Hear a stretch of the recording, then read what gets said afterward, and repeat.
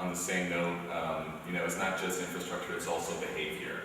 Here we see a parked car on the sidewalk in front of, right near Abramson and Reed Elementary in the east.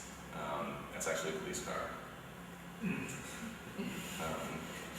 And again, curb ramps is not just an issue for handicapped you know, users, for those in wheelchairs or those pushing strollers. Again, for children who want a bicycle on the sidewalk, you know, this type of condition. That's Chef Ventura right there, and you can see the grass growing at the corner, and it's actually kind of at a lower elevation than the street itself. It seems to have sunk in a lot, really, pretty much there.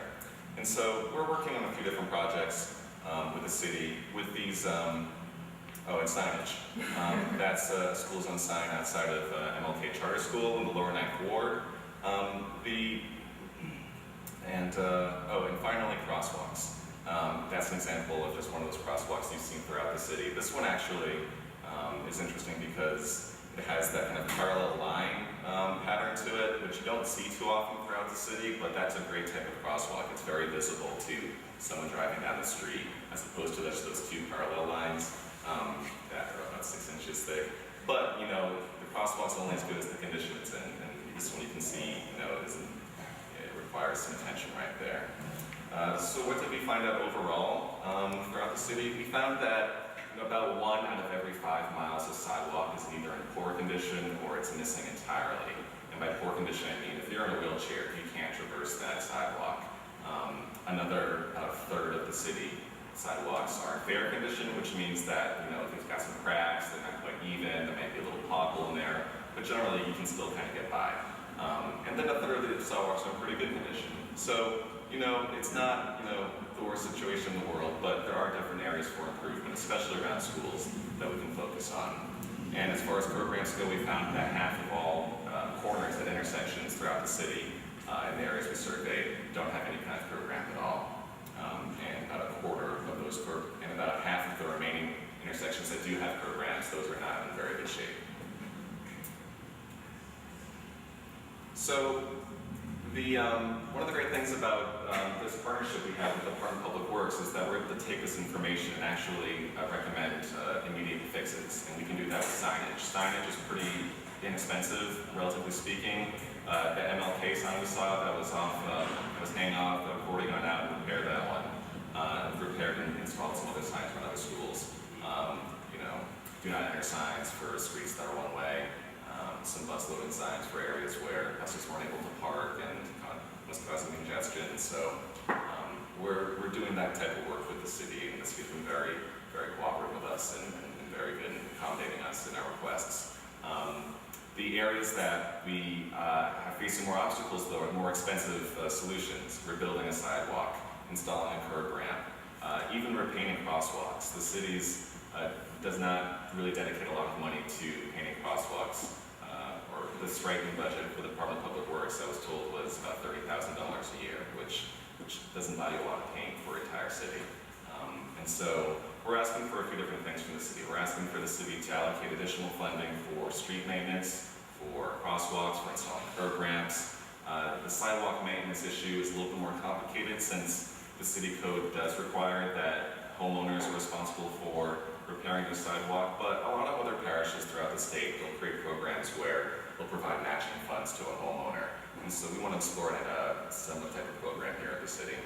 And we're also asking for some policy changes. The city's coming out with a new comprehensive zoning ordinance, and that's a great opportunity for us to advocate for some bicycle and walkable friendly policies within that.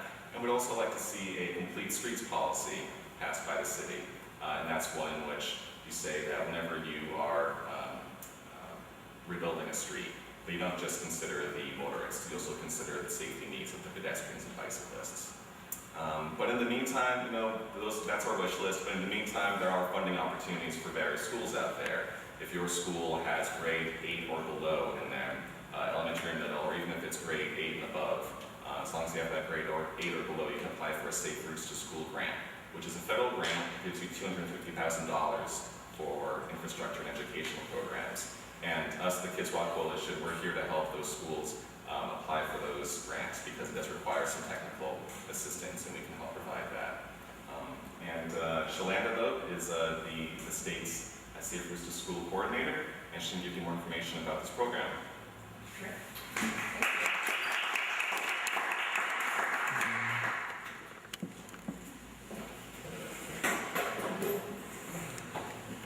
Morning. I have to press because there's a button on your side. It's kind of. Is that better? Yeah. Please excuse my voice a little bit.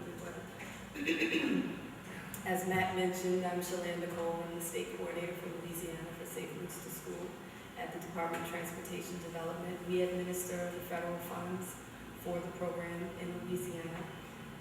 The purpose of our program is to get more kids to walk and ride their bikes to school, and to make sure that the infrastructure surrounding schools is safe enough for them to do that. So we have two main goals, and that's pretty much what we target. We fund comprehensive programs. We aim to fund comprehensive programs around the state of Louisiana that address the 5 E's that are dictated by FHWA, Federal Highway Administration, for Safe Routes to School. And I'll just give you a little bit about those 5 E's to explain what Safe Routes to School is. The first E is engineering, and that deals with the built environment, the changes that need to be made, improvements that need to be made to the building. We don't want to encourage kids to walk to school if the environment around their school is not safe for them to do that. So we do, under Safe Routes to School, fund projects that make improvements to the built environment around elementary and middle schools. The other 4 E's deal with non-infrastructure.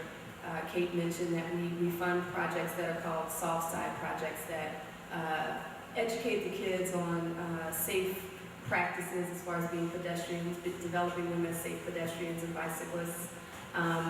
We do encouragement activities. It sounds a little flaky, but it's very important in Safe Routes to School to make sure that any changes we make to the built environment around schools will be used. So we want to encourage kids to use the sidewalks to make sure that they participate in walking and riding their bikes to school. Also enforcement, you saw a picture there of a police car parked on a sidewalk. We don't want to see that sort of thing. So under Safe Routes to School, you can also apply to include in your proposal and your program enforcement activities that will make sure that drivers, as well as pedestrians and cyclists, are making sure that they make sure the environment around the school is organized. Enforcement activities can include local law enforcement, but sometimes it's just as simple as developing safety patrol at the schools that get the kids involved in making sure kids are not walking in the street, that they're not walking on the shoulder of the road, that they walk up to parents and say, Miss So-and-so, you shouldn't be parked on the sidewalk, you shouldn't be parked in the crosswalk, that sort of thing.